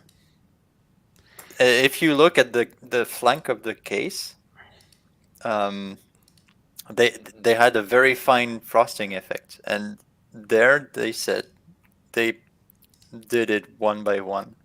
It took months. I think when we're speaking of the Florentine techniques, maybe when the Medici were still the patrons, then they had people working with toothpick and hammer, miniature hammer, actually decorating things like that. Maybe that's the origin of the Florentine finish. Those great patrons of arts. Well, the AP video, which it's shown, I think what's really interesting is the frosting is applied, and then they apply more polishing on the bevels to cut into the Florentine finish. So that's how it's finished up. So resurfacing it would be near impossible. I think it's just well, the good thing is if you have a tiny scratch, it wouldn't show up. But if you have a huge gouge, that would be impossible to. You're just screwed. Yeah, you got gotta remove like a millimeter of metal and then still bevel it again. It's impossible. Guys, sorry to butt in, and sorry to cut things short, but I do plan to go. I had promised people who stayed long enough a quick deal. This comes from an unexpected place, and it's a watch that Watch Nicholas and I had highlighted when we were looking for chronographs under 10 to 5K. I was looking for vintage and neo-vintage stuff. Watch Nicholas was proposing more modern examples, and one of the neo-vintage pieces that I had proposed, and that was actually under 5K, recently came up to me. I can't really assess the condition because the photos are horrendous, but this is triple dates chronograph by Zenit from right around the turn of the century. Beautiful step-lock case, gorgeous look, I think, against the black dial. The moon phase at 6 o'clock. Of course, the caliber is based on the 410, the time-honored Zenit El Primero column wheel chronograph. And this is listed on the Real. It's an El Primero moon phase for $27,026.50, which is a great deal for this watch. Again, I cannot assess or vouch for its condition, but it is a great piece, something they don't really have in the lineup anymore.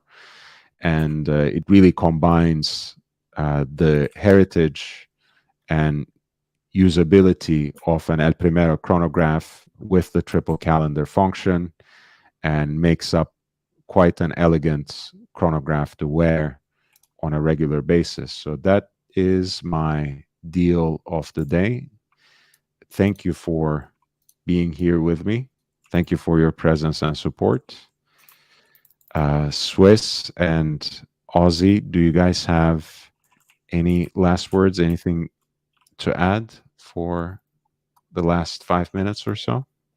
No. Have a good Sunday, people.